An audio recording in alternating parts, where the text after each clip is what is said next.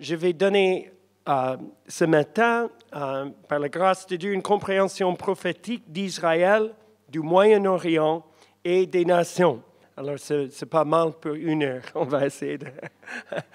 mais je crois que pour comprendre Israël, il faut comprendre le contexte d'Israël. Et merci pour tous ceux qui prient. Je sais qu'il y a pas mal parmi vous qui sont des intercesseurs qui prient pour Israël. Et nous en avons besoin. Même dans les 2 semaines passées, on était jusqu'au bout. On est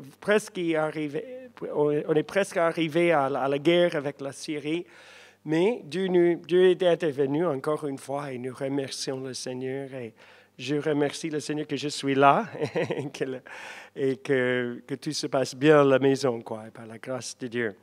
Mais j'aimerais parler, il faut comprendre, je crois qu'il vaut mieux commencer avec les nations, l'appel de Dieu sur les nations, l'amour et le cœur de Dieu pour les nations, puis le cœur de Dieu pour le Moyen-Orient et tout ce qu'il est quelque chose de nouvel qu'il est en train de faire là-bas. Au niveau, il y a des maisons de prière qui poussent comme ça un peu partout au Moyen-Orient à ce moment, et c'est un bon signe. Il y a des choses qui bougent quand même avec tous les secouements et avec tous les ébranlements du Moyen-Orient. Il y a quelque chose de nouvel qui est en train de sortir. J'ai une vision, il n'y a pas très longtemps, de la Syrie. Bien sûr, on prie beaucoup pour la Syrie et j'étais en train, et on envoie de l'aide là-bas. Et nous sommes en contact avec les gens qui aident avec les réfugiés syriens et aussi ils vont aux Syrie même. Et dans cette vision, je voyais qu'il y avait comme un terrain qui était brûlé et qu'il n'y avait que des cendres qui restaient. Mais puis il y avait des papillons qui sortaient de ces cendres. Et c'est comme Dieu donnait de la beauté pour les cendres. Et puis je voyais comme des arbres, comme avec un feu dans une forêt. Après un feu, on voit qu'il y a les semences qui étaient là qui poussent de nouveau. Et ces nouveaux arbres qui poussent. Et je voyais que ces arbres poussaient, mais qu'ils poussaient très, très vite. Et que ces arbres étaient comme enracinés dans le royaume de Dieu. Ils étaient des choses anciennes qu'ils ont vécues en Syrie. La Syrie était vraiment un pays avec beaucoup de chrétiens avant l'invasion des musulmans dans le 7e siècle. Ils ont tué presque tous les chrétiens. Quelques-uns ont resté, mais ces racines sont fortes. Et je voyais comme des rejetons qui poussaient de nouveau. Et je crois qu'il y a des choses du royaume de Dieu qui poussent là-bas. Je vais vous montrer dans un moment une photo de 2 réfugiés syriens que je connais personnellement dans une maison de prière avec laquelle nous aidons en Turquie. Et ils se donnaient au Seigneur, ils sont rayonnants avec la joie du Seigneur. Ils ont tout perdu au niveau temporaire, mais ils ont trouvé la vie éternelle. Et ils ont trouvé le royaume de Dieu. Et un ami à nous qui travaille en Turquie, qui est allé récemment en Syrie, il m'a dit que dans un endroit où il allait, il y avait même une église auparavant, mais cette fois, quand il allait là-bas, il trouvait 2 églises nouvelles, tout plein des musulmans qui se donnaient au Seigneur, qui se sont donnés au Seigneur. Alors, même avec toutes ces choses qui se passent, c'est triste, toutes ces choses qui se passent là-bas. Mais c'est même plus triste si jamais ils n'ont la révélation de la vie éternelle qui est en Jésus-Christ. C'est ça le plus important. Et le royaume de Dieu surgisse. Et il y a vraiment, on voit qu'il y a de la beauté que Dieu donne pour les cendres là-bas. Alors, je vais commencer le premier grand point ce matin, c'est que toutes les nations ou groupes ethniques ont un don et un appel de Dieu. Je crois que c'est important de constater que dans la Bible, les nations, quand ça dit les nations, ça ne parle pas des États modernes, mais ça parle plutôt des groupes ethniques. ce sont les nations devant Dieu, ce sont toutes les ethnies. Ce sont les familles qui sont devenues les tribus, qui sont comme nous. Et maintenant, et après, ils sont devenus des ethnies. Et il y a quelque chose que Dieu voit avec les langues, avec les ethnies, qui est très important devant le Seigneur. Bien sûr, nos nations modernes sont aussi importantes. Il faut prier pour notre nation. Mais il faut comprendre qu'il y a quand même une certaine ethnie, identité ethnique qui est importante devant le Seigneur. Et je me souviens quand nous sommes arrivés en Europe en 1983 pour habiter en Europe. On habitait à Bruxelles et je me souviens au début, c'était difficile pour moi en tant qu'Américain. Je pensais, je n'osais pas le dire, mais je pensais souvent, pourquoi ils font les choses comme ça de la mauvaise manière ici en Europe? Pourquoi ils ne font pas les choses de la bonne manière comme nous en Amérique, comme on fait les choses là-bas? Et après 6 mois d'adaptation, ça a tout changé et je disais, mais les Américains, pourquoi ils font les choses comme ça? Ils ne font pas les choses de la bonne manière comme ici en Europe.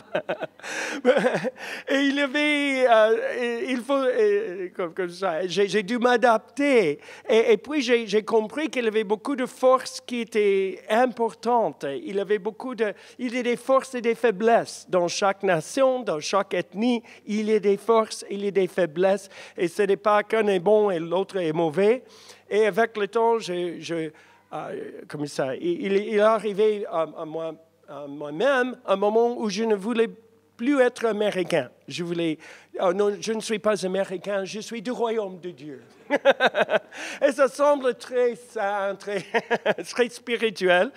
Et il y a une vérité, c'est vrai, il y a une culture du royaume de Dieu, les choses comme le pardon, l'amour, les choses la justice, l'équité, les choses, la droiture, l'intégrité, les choses qui sont dans la culture du royaume de Dieu, partout dans le monde entier. Mais cela ne veut pas dire que Dieu veut effacer notre identité ethnique. Au lieu d'effacer notre identité ethnique, il veut racheter notre identité ethnique.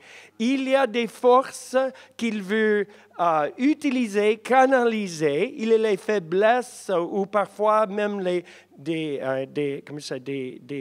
effets, des œuvres démoniaques. Et on a besoin de se repentir pour notre culture, pour notre ethnie, pour notre nation, pour les choses démoniaques. Mais cela ne veut pas dire que tout est démoniaque dans notre culture, dans notre ethnie, mais dans toutes les ethnies, il y a des points forts, des points faibles, il y a des choses qui sont droits, il y a les choses qui sont des péchés, il y a les choses qui sont les influences de Dieu et du royaume de Dieu, et les choses qui sont les influences du royaume de Satan et des démons, où il faut se repentir et être délivré, libéré de ces choses, pas pour devenir neutre, mais pour devenir comme ça, pour arriver à vivre notre vraie identité. Et parfois, dans notre monde moderne, il y a beaucoup de mélanges. Parfois, on a 2, 3 identités. Moi-même, même en tant qu'Américain, j'ai mon identité européenne, des racines européennes, mais je suis aussi, ma grand-mère était indigène, indien, est-ce qu'on dit américain, indigène, et il y a ces 2 identités. Parfois, ils se luttent l'un contre l'autre, mais les 2 sont bons. Et j'ai dû trouver mon vraie identité en Jésus, mais aussi dans l'identité qu'il m'a donnée. Parce que c'est lui qui m'a fait naître avec mon identité, avec mon arrière-plan ethnique. Pourquoi j'ai une partie, il y a dans ma famille, il y a des racines de ma famille aussi, il y a des Français. C'est pourquoi j'aime bien la nourriture quand je viens en France ou en Suisse. J'aime bien la nourriture ici. Ma femme rigole comme j'aime bien que la nourriture soit chaude.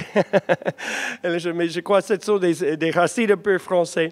Mais nous voyons à Jérusalem, dans notre maison de prière, il y a les gens qui viennent de partout. Dans une semaine, on va avoir quelques centaines de personnes qui viennent de pas mal de pays du monde. On a un noyau qui sont juifs et qui sont arabes, qui sont là. Et puis, mais il y a d'autres personnes qui viennent des nations, comme c'était prophétisé dans la Bible, quoi. Et je vois avec ces groupes qui viennent, parfois, il y a tout un groupe qui vient d'une ethnie. Au même moment, pour louer, pour adorer le Seigneur. Et, on ne sait jamais quand on entre chez nous quelle sera la langue ou l'ethnie qui sera là. Mais parfois, je viens et il y a les Coréens qui sont là. Ils sont en train de prier comme des like machine guns, fusillettes. Quoi? Mitraillettes, c'est ça, comme des mitraillettes. À la haute voix, il prie en langue à haute voix, tous au même moment, et c'est vraiment boum, boum, boum. Et on ressent que c'est comme un combat fort qu'ils mènent. Ce n'est pas simplement une tradition de chez eux, mais c'est vraiment un don de Dieu. Quand on a, par exemple, nous avons une conférence chaque année pour les jeunes. Et chez nous, par la grâce de Dieu, cette année, il y a 3 semaines, on a vécu cette conférence. Je vais vous montrer quelques photos dimanche soir. Mais on avait 1000 personnes cette année, dont il y avait à peu près 600 juifs jeunes, messianiques, et 200 arabes et palestiniens qui croient en Jésus. Et on était ensemble pendant 3 jours. Et je vous rassure, parfois il y a les combats spirituels avec une telle conférence de mettre les Juifs et les Arabes, les Palestiniens ensemble. Et un des grands combats, c'est toujours de voir les permissions pour les Palestiniens, les jeunes Palestiniens, de pouvoir venir chez nous, quoi. Parce que s'il y a comme cette situation avec la Syrie, à ce moment-là, c'est difficile d'entrer. Mais par la grâce de Dieu, on priait, à un moment donné, on avait reçu très peu de permissions. Et j'ai demandé à un Coréen de chez nous, il faut vraiment prier, on a besoin maintenant d'un percé, on a besoin des mitraillettes. Et il commençait à prier tous à haute voix, en langue, il priait comme ça. Et après peut-être 40 minutes, il disait... Ah, maintenant, c'est fait. Il s'arrête tout comme ça. C'est fait, c'est accompli. Je dis, OK, j'attends le coup de fil quand même. Mais un peu après, j'ai reçu un coup de fil et la personne qui s'en occupait m'a dit qu'il avait un miracle, que l'homme israélite qui était censé revoir ou a décidé à propos de ses permissions, il était en vacances. Et c'est ça le problème, c'était quelqu'un en dessous de lui qui ne connaissait pas notre conférence et qui a donné très peu de permissions, peut-être 10 ou 20 sur 80 jeunes qui voulaient venir, quoi. Et puis, pendant qu'ils priaient, au même moment qu'ils ont dit que c'est accompli, cet homme qui était en vacances, il ne croit pas en Jésus, c'est un juif séculaire qui ne croit pas en Jésus, il est en vacances, il téléphone au pasteur d'une église palestinienne et il lui dit, est-ce que vous avez besoin de moi pour quelque chose? Je suis en vacances, mais tout d'un coup, je disais, je dois téléphoner à mon ami là-bas, le pasteur, et demander s'il a besoin de quelque chose, de l'aide. Et puis, il a donné les permissions comme ça, c'était... Vous voyez, il y a les différentes onctions, les différentes forces dans les différentes cultures. Quand je viens de temps en temps, il y a un groupe chinois qui sont là. Et ils viennent avec des belles peintures chinoises pour offrir au Seigneur ces belles peintures chinoises. Souvent avec les Chinois, ils chantent très très doux et très haut comme ça. Et puis ils commencent... Oh, merci Seigneur. Et puis il commence à pleurer, il pleure, il intercède avec des larmes. Et on ressent, il y a comme des choses qui sont nées pendant qu'ils sont en train de prier. Et surtout pour nous dans le Moyen-Orient, avec les persécutions, c'est comme ça donne de la force pour faire face aux persécutions pour les croyants qui habitent là-bas. Et puis je viens, il y a un autre groupe qui sont là de l'Afrique, ils ont tous les tambours, et ils dansent, et ils sautent, et ils une grande joie. Et c'est comme je ressens comme le Père, il dit, j'aime bien mes enfants qu'ils se réjouissent devant moi. À Jérusalem, on a vraiment besoin d'un esprit de la joie. L'esprit de la religiosité à Jérusalem n'aime pas du tout la joie.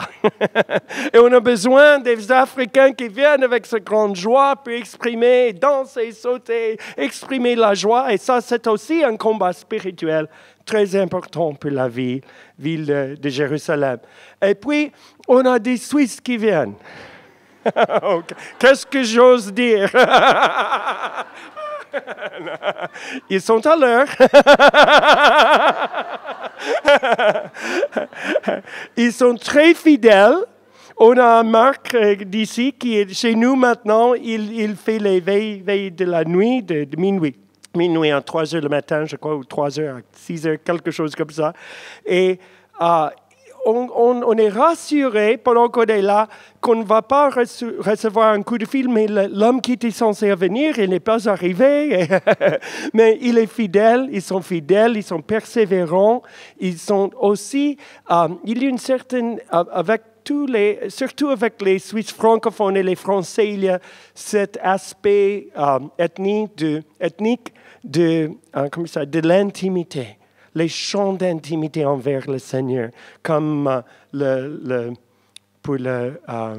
comme l'épouse de Christ qui aime son mari, quoi. Et on voit on ressent vraiment il y a quelque chose libéré dans la salle au niveau de l'intimité et d'un parfum. Je sais, comme souvent on dit ici, une maison de parfum, ou en France en tout cas, les maisons de parfum. Mais on ressent, c'est comme cette odeur, comme cet parfum de l'amour qui est là. Il y a quelque chose, ça peut être déformé dans la culture francophone, vers un côté sexuel et les choses comme ça, mais la vraie force qui est là, c'est une certaine intimité, d'exprimer le cœur devant le Seigneur et dans l'intimité. Il y a vraiment quelque chose qui est là.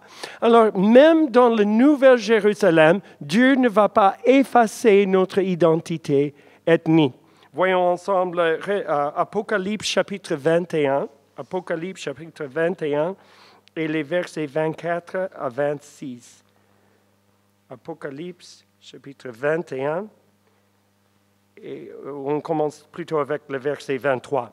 La ville, c'est la Nouvelle Jérusalem dont il parle ici, la ville n'a pas besoin ni du soleil ni de la lune pour l'éclairer, car la gloire de Dieu l'éclaire. Ça, c'est notre futur à Jérusalem. Et l'agneau et son flambeau. Les nations, les ethnies, marcheront à sa lumière et les rois de la terre y apporteront leur gloire. Ces portes ne seront pas fermées de toute la journée, car il n'y aura plus de nuit. On y apportera la gloire et l'honneur des nations. Mais il y a certains qui vont dire, mais oui, mais de certaines nations, il y a l'honneur, il y a une gloire, mais d'autres nations, c'est plutôt démoniaque, mais ce n'est pas du tout ça. Il dit, dans le verset 27, « Il n'entrera chez elles rien de souillé, ni personne qui se livre à des pratiques abominables ou en mensonge. Il n'entrera que ceux qui sont inscrits dans le livre de vie de l'agneau. » C'est-à-dire, il y a les gens qui viennent de toutes les ethnies, dans la Nouvelle Jérusalem, mais ils ne viennent pas sans une identité. Ce n'est pas que l'identité du royaume, ils ont aussi leur identité ethnique. Ils ont les dons de leur identité et ils offrent les dons, les forces, les onctions de leur peuple au Seigneur. Et pour moi, ça m'a libéré quand j'ai compris, je suis un Américain, je peux rester un Américain. Je n'ai pas besoin de prétendre que je suis européenne quand je suis en Europe ou que je suis israélien, maintenant que je suis en Israël. Je peux aimer les forces en Europe, je peux aimer les forces en Israël, mais je n'ai pas besoin de renier mon héritage ou mon ethnie, mais je peux offrir les forces de mon ethnie au service des autres ethnies, au service du Seigneur. Et on voit que le cœur de Dieu se bat pour toutes les ethnies, pour le monde entier, pour toutes les ethnies, toutes les nations. Il a un grand cœur. Et il faut comprendre ça parce que si on dit, mais le peuple d'Israël dit qu'ils sont le peuple choisi. Et il y a les gens, quand ils disent dans cette manière-là, ils disent, mais pourquoi ils sont le peuple choisi et notre peuple n'est pas choisi? Mais ce n'est pas du tout ça. Dieu a choisi tous les peuples pour les fonctions différentes. Le peuple juif est choisi pour une fonction, pour jouer un rôle spécial, qui était le rôle de l'aîné dans la famille. La Bible dit Israël, c'est le fils aîné parmi les nations. Et parmi les peuples, c'est-à-dire, ils étaient, par exemple, nous, avec notre famille là-bas en Israël, notre fille, ils ont 7 enfants, et Adam et Bethany, j'entends les dire souvent à l'aîné, il s'appelle Yoshi. Yoshia, en hébreu, c'était Josias. Il dit, Yoshi, tu es l'aîné, il faut que tu donnes l'exemple pour les autres. Les autres vont te suivre. Yoshi, est-ce que tu peux prendre cette responsabilité parce que toi, tu es plus âgé, tu es l'aîné, on va te donner cette responsabilité, tu prends soin de ces 2 enfants qui sont plus petits là. Alors, il a des responsabilités, même s'il n'a que 10 ans, il a déjà pas mal de responsabilités dans une famille aussi grande que ça. Mais, de l'autre côté, il a aussi des privilèges. Parfois, il reste réveillé, il va au lit plus tard et les autres se plaignent. Pourquoi Yoshi peut? Il ne va pas. Je dois aller au lit, il ne va pas. Mais il a des privilèges, mais il a aussi des responsabilités. Et quand on comprend ça, ça aide beaucoup à comprendre que Dieu aime toutes les ethnies. Il y a des forces, il y a des faiblesses, il y a des choses à donner à Dieu. Il y a de l'honneur, il y a de la gloire de Dieu qui est divisée entre toutes les ethnies pour offrir à Dieu. Mais il a choisi Israël pour un rôle, comme un modèle, comme un fils aîné qui doit marcher d'une certaine manière parce que les autres vont suivre. Il doit être une lumière pour les autres. Le deuxième grand point, afin de saisir totalement le cœur de Dieu, nous devons connaître son cœur pour tous les descendants d'Abraham. Afin de saisir totalement le cœur de Dieu, nous devons connaître son cœur pour tous les descendants d'Abraham. Je me souviens quand nous sommes arrivés là-bas en Israël, tout le monde a commencé tout de suite à deviner est-ce qu'ils sont pour les Juifs ou ils sont pour les Palestiniens. C'est toujours comme ça là-bas. Et j'étais dans une rencontre, une réunion, vers le début de notre temps là-bas avec un ami John Dawson. Et il y avait les pasteurs israéliens, juifs, messianiques et les pasteurs arabes. Et ils parlaient de la réconciliation et comment vivre ensemble comme tous les deux côté Jésus, comme Seigneur, mais ils ont toujours leur identité ethnique. Et comment vivre cette chose. Et puis il y avait un pasteur arabe qui a dit le suivant, et ça m'a beaucoup aidé. Il nous a dit, si on aime les Arabes avec un amour qui provient des émotions, un amour de l'âme, un amour plutôt des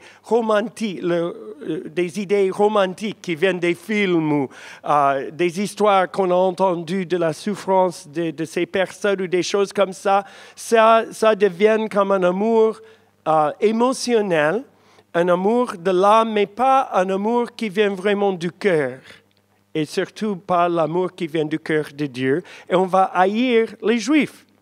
Et puis il a dit, au contraire, si on aime les Juifs avec un amour qui provient des émotions, de la romanticisme, des films, des histoires de souffrance qu'on a entendues et les choses comme ça développe un certain amour qui proviennent des émotions et de l'âme et pas vraiment du cœur de Dieu. Et ils vont haïr les Arabes. Mais si on aime soit les Juifs ou soit les Arabes avec le cœur de Dieu, avec l'amour de Dieu, on va aimer l'autre, tout comme Dieu les aime.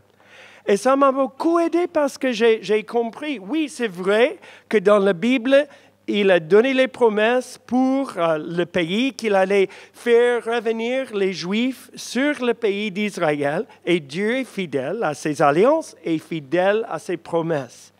Mais cela ne veut pas dire qu'il est contre les Palestiniens, qu'il ne les aime pas, mais il a aussi des bons plans pour les Palestiniens si eux, ils cherchent la volonté de Dieu. Et c'est ça quand j'ai prêché une fois pour nos jeunes dans notre conférence de jeunes, et j'ai donné ce que je voyais comme les points forts dans la culture des Juifs et ce que je voyais comme les points forts dans la culture des Arabes, et que je voyais les dons. Et comment Dieu voulait utiliser ces dons et de bénir chaque groupe pendant qu'il bénissait l'autre groupe. S'il priait pour l'autre, s'il aime l'autre, s'il priait pour l'autre de découvrir son héritage et son appel selon la Bible et selon le cœur de Dieu, que Dieu a les bons plans pour les deux. Ce n'est pas que Dieu est contre les Arabes, mais il est contre les esprits derrière l'islam. Et ça, il faut distinguer entre l'islam et la culture des choses qui sont dans le Coran, qui est plutôt une culture de la mort plutôt qu'une culture de la vie. Et ce conflit au Moyen-Orient, je crois, c'est surtout un conflit entre ces deux cultures. La culture de la Bible, c'est une culture de vie qui a une grande valeur sur chaque vie. La culture d'islam, c'est plutôt une culture de la mort qui élève, qui veut exalter la mort. Et c'est là que les gens ont besoin d'être libérés de ces mensonges à travers Jésus-Christ pour découvrir cette culture de vie qui est dans la Bible. Je voudrais vite donner un exemple. On avait chez nous un couple qui habitait pas loin d'une famille arabe très pauvre. Et ils allaient de temps en temps à cette famille pour les donner de la nourriture, des vêtements, les choses comme ça. Et un jour, la mère, c'était une famille musulmane, et un jour, la mère, elle est malade. Et ce couple de chez nous, il disait, mais au nom de Jésus, on peut prier pour vous et prier pour toi et tu peux être guéri. Elle dit, tant mieux.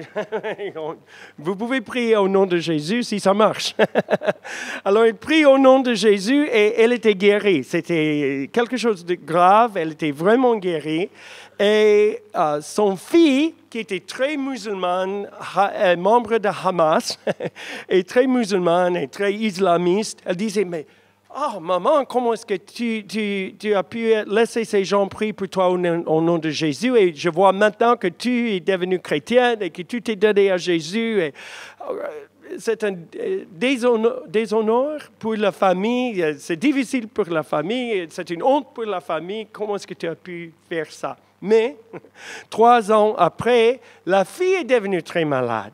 Et puis, ils ont découvert qu'elle avait la leucémie, c'est ça? Leucémie.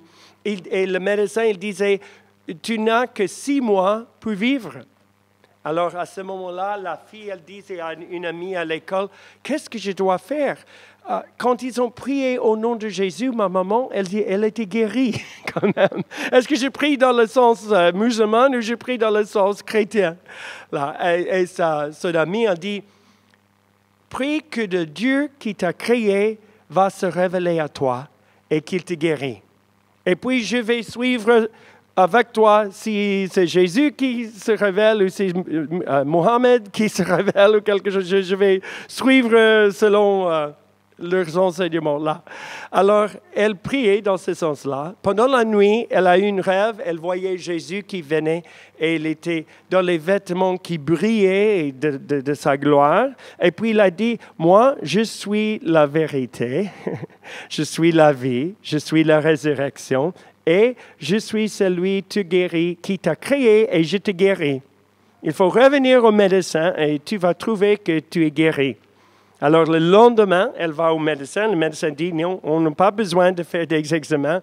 C'est clair que tu vas mourir. C'est clair, tous les tests, tous les examens sont là et les résultats sont là. Elle insiste et puis il refait les examens et puis il est choqué. Il dit, il n'y a rien. Il n'y a pas la moindre chose de la leucémie dans ton corps. Tu es vraiment guéri. Et ça fait, je crois, 8 ans maintenant qu'elle reste comme ça. Elle était guérie. Elle s'est donnée au Seigneur. Elle a ôté la voile et tout. Et elle, dans tous les sens, elle suit le Seigneur. Mais vous comprenez, il y a quelque chose dans cet amour qui était très important. Et puis, je lui ai demandé, est-ce que tu ne peux pas donner ton témoignage pour notre conférence des jeunes? Elle m'a dit, oui, je peux le faire, mais j'ai une condition. Et je disais quoi? Elle disait, je vais témoigner comme il m'a guéri, pas simplement de mon corps, mais il a guéri mon cœur par rapport aux Juifs. Et j'aime les Juifs aujourd'hui. J'ai dit, mais si tu dis ça publiquement comme ça dans un grand rassemblement, tu risques d'être tué. Tu comprends que le prix de ça. Je ne voudrais pas profiter de ton témoignage et que tu sois tué.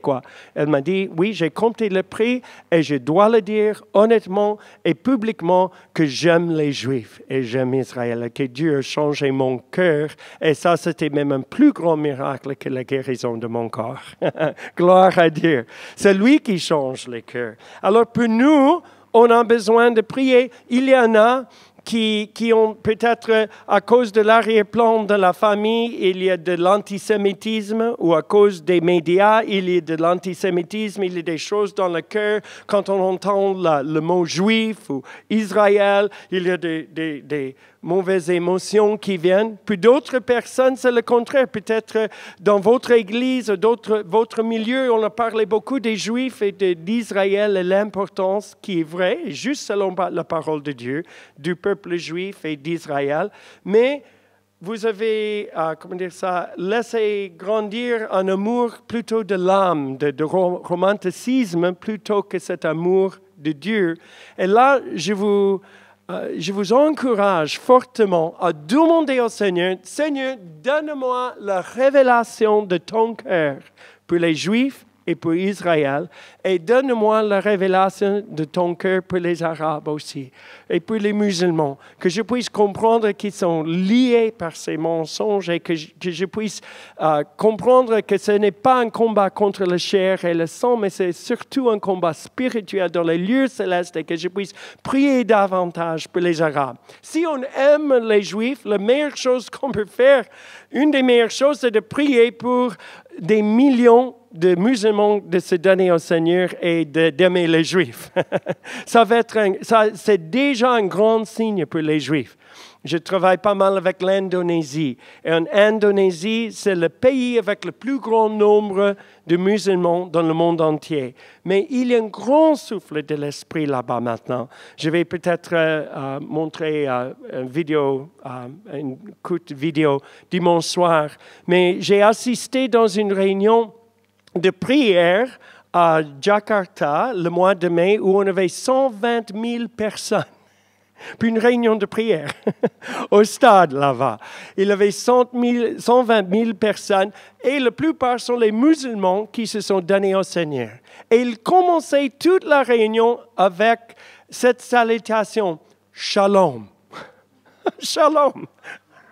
À l'Indonésie, à Jakarta. et puis, à un moment donné, il avait un feu, un flambeau qui sont mis en feu. Et puis, il avait 200 chauffards qui sonnaient au même moment. 200 chauffards. Vous pouvez imaginer le bruit et le son. Avec 200 chauffards. Et puis, ils étaient liés par la télévision avec encore 2 points, virgule, 2,5 millions. D'autres chrétiens à l'Indonésie, la plupart étaient des musulmans qui se sont donnés au Seigneur. Et ils prient pour Israël. Et pour les Juifs, c'est le grand choc, parce qu'il dit, mais pourquoi il y a maintenant à Jérusalem, maintenant, il y a des milliers, vraiment, des milliers d'Indonésiens qui sont là maintenant à Jérusalem pour prier pour la ville de Jérusalem. Peut-être 4000 qui sont là pendant ces 2 semaines. C'est incroyable. Et c'est un grand témoignage pour les Juifs. Pour les Israéliens, quand ils voient qu'il y a les musulmans qui se donnent au Seigneur, et puis ça change le cœur. Ils aiment les Juifs, ils aiment Israël. Un troisième point, grand point, notre pensée doit être formée par la parole de Dieu et pas par les médias humanistes.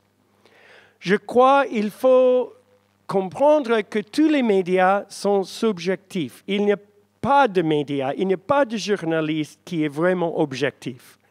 Tous les journalistes disent « Oh, moi, je suis objectif », mais ce n'est pas vrai. Tous, nous avons nos arrière-plans, les pensées qui étaient développées, et on a les préjugés. Et dans les médias, quand je vois, en Israël, on peut recevoir pas mal des médias d'Europe. Et je dois dire honnêtement, en Europe, c'est incroyable comment les médias déforment les nouvelles d'Israël. Et comme ils vont donner certaines nouvelles, mais écarter d'autres nouvelles qui pourraient équilibrer la pensée des gens. Et il faut que nos pensées en tant que chrétiens ne soient pas formées par les médias humanistes, mais par la parole de Dieu. Mais même avec la parole de Dieu, parfois, on est difficile parce qu'il y a dans l'Église, dans l'arrière-plan de l'Église, il y avait un enseignement qu'on dise la théologie de le remplacement, est-ce qu'on dit? Que l'Église a remplacé Israël, que Dieu n'a plus quelque chose à faire avec Israël et que l'Église, là, quand on lit dans l'Ancien Testament Israël, il faut remplacer par le mot Église. Mais ce n'est pas du tout juste, parce que si c'est vrai, Dieu n'est pas souverain. Dieu n'est pas fidèle et Dieu n'est pas capable à réussir avec ses paroles. Alors, ça montre déjà qu'il y a un grand problème avec cette théologie. Si Dieu, par exemple, si Dieu a un plan A et puis il a un plan B, pourquoi il ne peut pas avoir un plan C ou un plan D? C'est-à-dire, et c'est ça que les musulmans disent, ils disent, les Juifs ont échoué, alors Dieu les a remplacés avec les chrétiens, et puis les chrétiens ont échoué, alors Dieu les a remplacés avec nous, les musulmans. C'est aussi une théologie de remplacement. Et puis, on peut avoir, il y a pas mal de religions maintenant qui disent, nous sommes le remplacement. Dieu vous a remplacé avec nous. Et il y a l'un après l'autre, le Baha'i, qui dit, d'autres religions qui disent la même chose. Et si Dieu n'est pas capable d'accomplir ce qu'il a dit à propos d'Israël, comment est-ce qu'il va être capable d'accomplir ce qu'il a dit à propos de moi et ma famille, les promesses de Dieu? Vous comprenez? Mais Dieu a un plan. Il n'a pas de plan. Il n'a pas de plan B ou plan C. Il a un plan. Et tout va bien avec son plan. Dieu n'est pas dans la crainte ou il n'est pas dans la nervosité. Qu'est-ce que je dois faire là? Comment est-ce que je vais? Oh, il n'a pas fait ce que je voulais. Alors, non, Dieu est souverain. Il est au-dessus de toutes choses, et il accomplit son plan. Et selon Romains chapitre 11, il est bien capable de terminer d'achever tout ce qu'il a promis à Israël, tout comme il est bien capable d'achever tout ce qu'il nous a promis. Dieu est un Dieu qui est fidèle. Alors, il faut lire la Bible de ce sens-là. Quand il dit Israël, quand il dit juif, c'est Israël. Quand il dit juif, c'est juif. De comprendre que Dieu n'a pas remplacé Israël. Par exemple, dans Ézéchiel chapitre 37, ça parle des ossements desséchés. Et combien on a entendu une prédication sur l'Ézéchiel chapitre 37 qui parle des églises qui s'endorment et qui doivent être ressuscité. Combien ont entendu quelque chose comme ça? Oui, entend l'autre. Mais il dit clairement là-bas, les ossements sont la maison d'Israël, qui disent, nous n'avons plus d'espérance. Et je vais les faire remonter de leur tombeau et je vais les faire revenir au pays. Et là, au pays, je vais souffler sur mon peuple.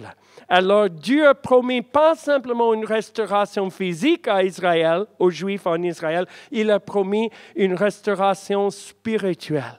Et je pensais dans le passé, oui, quand Jésus revient, tout Israël sera sauvé, mais je vois de plus en plus, ce n'est pas comme ça, c'est plutôt comme un grand rideau au théâtre où ça monte comme ça, étape après étape. Et quand Jésus revient, tout Israël sera sauvé, mais déjà, il y a des milliers qui sont en train de se donner au Seigneur. Mon beau-fils, ses parents, ils m'ont dit quand il y avait 25 ans en Israël, il rassemblait tous les Juifs qui croyaient en Jésus, tous les Juifs messianiques ensemble. Ils arrivaient à avoir une centaine de personnes. Il y a 25 ans. Et maintenant, il y a à peu près 14 000 Juifs qui croient en Jésus en Israël. Vous voyez, ce n'est pas un grand nombre, mais c'est une grande croissance. Au niveau pourcentage. Ça change. Et maintenant, nous avons ces réunions comme on vient d'avoir avec ces 600 Juifs jeunes qui croient en Jésus et qui sont pleins de zèle, pleins de feu et qui parlent aux autres à propos de Jésus. Alors, il y a les choses qui changent. Et Dieu est bien capable d'achever tout ce qu'il a promis, tout ce qu'il a dit. Quatrième chose, l'enjeu du Moyen-Orient, c'est Jérusalem. Et celui de Jérusalem, c'est le mont du Temple. Et sur le mont du Temple se livre un combat en faveur de celui qui sera adoré sur la montagne sainte de l'Éternel. Quand on vit là-bas, on constate, on ne peut pas expliquer la haine qui est là au Moyen-Orient si on parle simplement des réfugiés, des frontières, les choses comme ça. Bien sûr, il y avait beaucoup de choses qui se passaient et il n'y a pas simplement les réfugiés palestiniens, mais les médias ne disent pas qu'il y avait presque le même nombre de Juifs qui sont devenus réfugiés, qui étaient chassés du pays arabe et qui ont dû venir sur Israël en 1948. Il y avait un échange de réfugiés. Mais on ne peut pas expliquer toutes les choses qui se passent là, simplement au niveau des frontières, des réfugiés, les choses historiques comme ça. Mais il y a quelque chose de spirituel qui est bien plus fort et bien plus profond. Et je crois que c'est surtout la lutte du diable qui a convoitisé le monde du temple, la demeure de Dieu sur la terre. Si on lit ensemble Ézéchiel chapitre 43, Ézéchiel chapitre 43,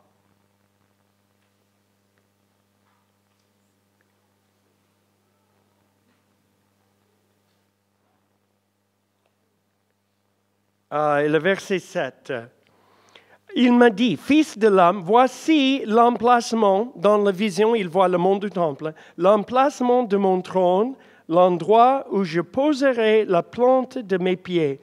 C'est là que j'habiterai pour toujours au milieu des Israélites. Alors Dieu a choisi, il a pu choisir Paris, il a pu choisir Genève, il a pu choisir Londres ou New York ou n'importe où, mais il a choisi Jérusalem. Et à Jérusalem, pour son capitale, il a choisi pour son marchepied ce petit mont. Ce n'est pas Mont Blanc. C'est un petit, c'est une colline. Quand on vient de la Suisse et on voit là-bas le mont du Temple, c'est qu'une colline. Mais Dieu a choisi cette colline-là. Et Dieu a choisi cet endroit-là. Il a dit, c'est mon marchepied, c'est là mon trône, et c'est là où j'habiterai pour toujours. Pas simplement jusqu'à ce que le Messie vienne. Il a dit, pour toujours j'habiterai toujours au milieu des Israélites. C'est-à-dire que Dieu est souverain sur cette colline, mais il a donné le soin de cette colline à Israël. Et c'est ça que Dieu a dit là. Alors, si on compare ça avec Ésaïe chapitre 14, Ésaïe chapitre 14,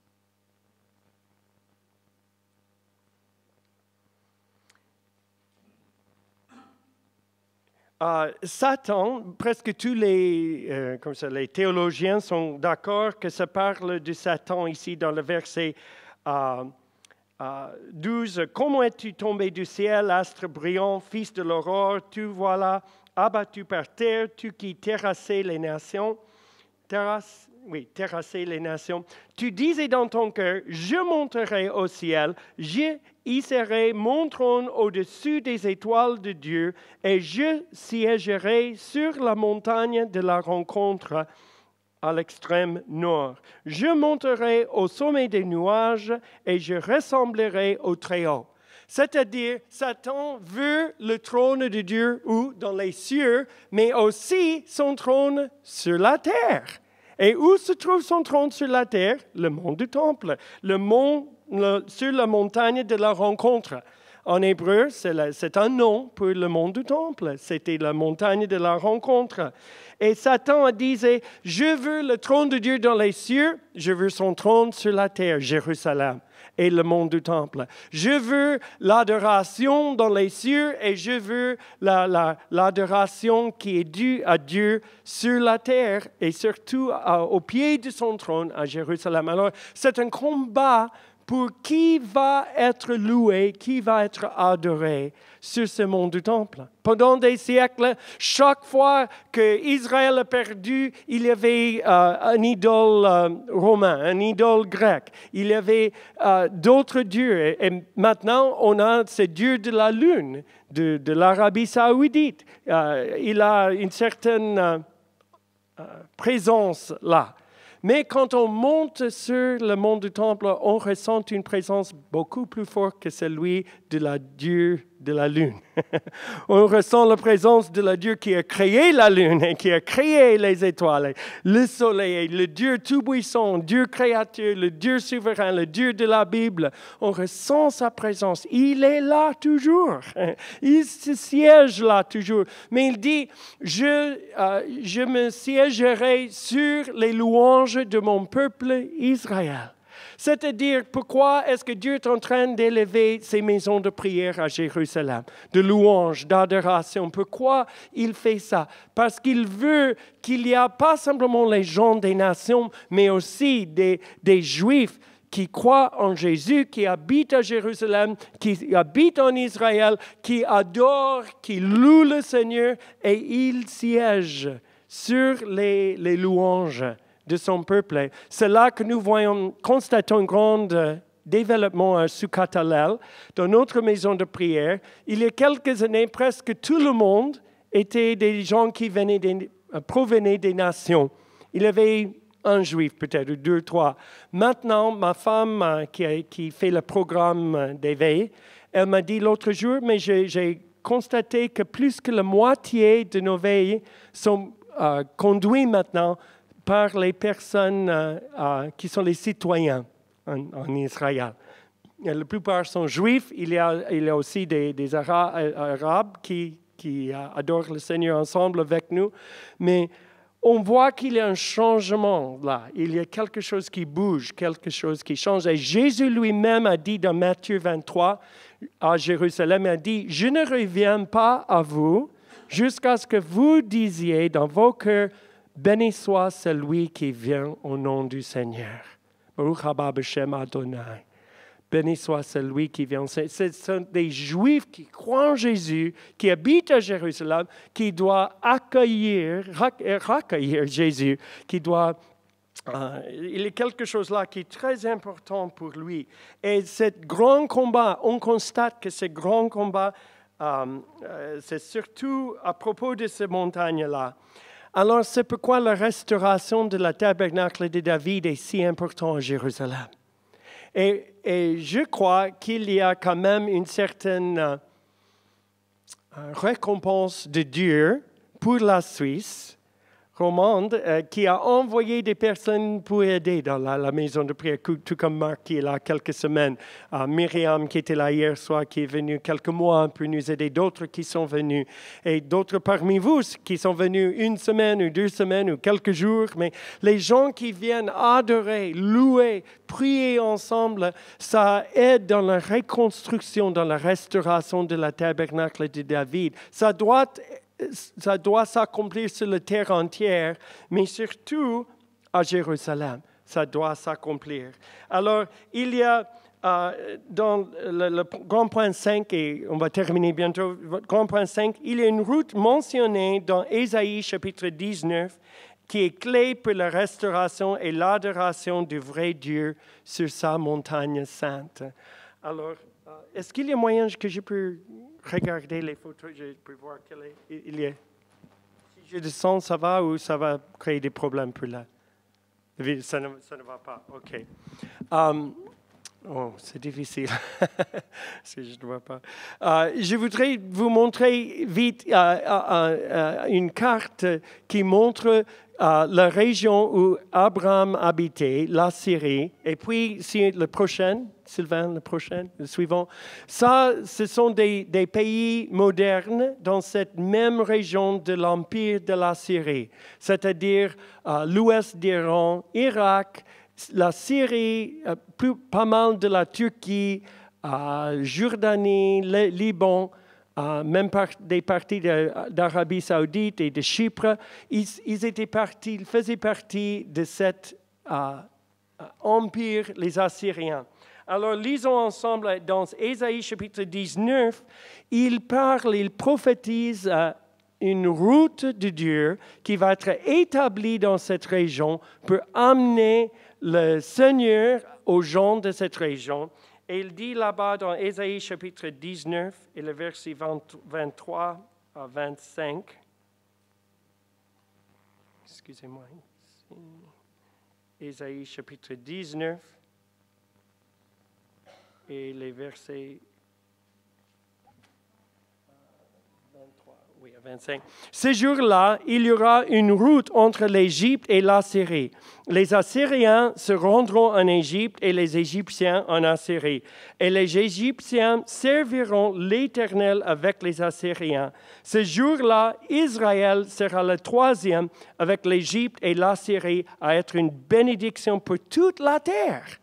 Alors Dieu va faire quelque chose au Moyen-Orient qui ne vise pas simplement Israël, mais il va faire un tel mouvement de son esprit là-bas, de louange, de l'adoration. Il dit que ce sera comme une route d'adoration. Et ce que nous voyons, le Seigneur est en train de faire pousser les maisons de prière, les petits prémices.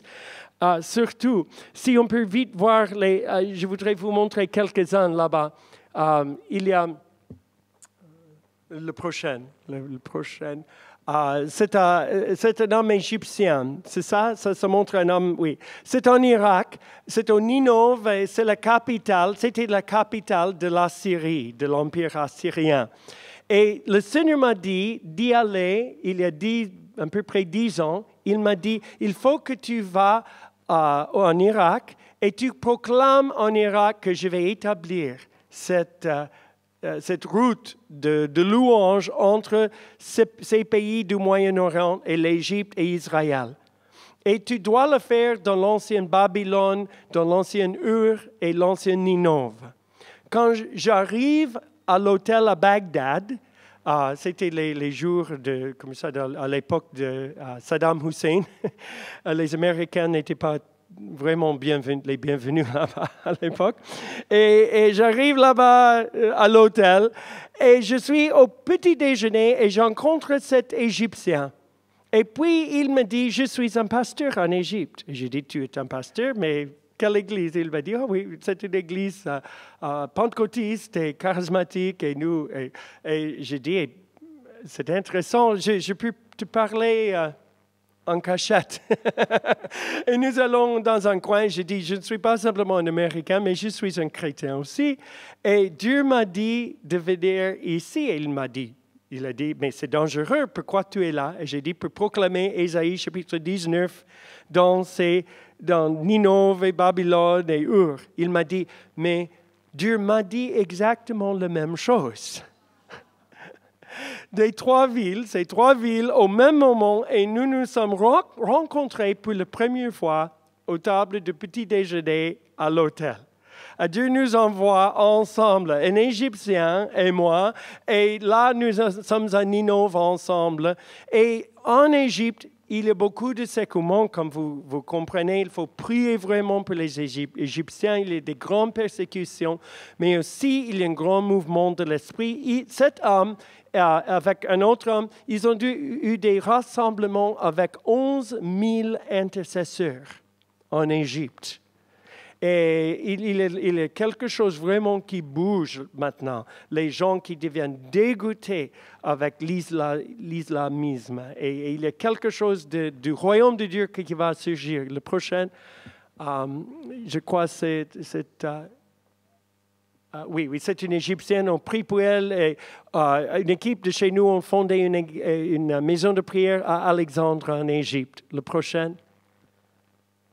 Là, c'est en Turquie. On est avec 6 maisons de prière en Turquie. Là, c'est un jeune homme juif avec moi qui venait d'Israël pour prier pour la Turquie, la bénédiction. Et on les a apporté ces chandeliers, le menorah, avec les bougies. Et puis ma femme a dit, mais est-ce qu'il y a quelqu'un qui peut allumer les autres bougies pour représenter les fils d'Ismaël? Prochaine. Et le pasteur, il dit, oui, il y a cet homme qui va habiter dans la maison de prière. Il s'appelle Ismaël. Il était musulman, il se donnait au Seigneur, il veut habiter dans la maison de Dieu, il veut prier pour Israël depuis ici. Alors on voit le juif qui prie pour l'homme, c'est turc, et le turc qui prie pour le juif là. Prochaine, suivant. C'est au Liban.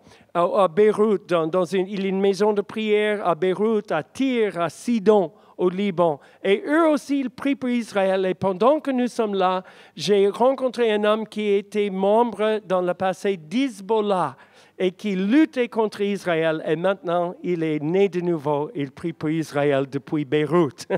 Tout comme nous prions pour Beyrouth depuis Jérusalem. La prochaine, le suivant. C'est difficile à voir.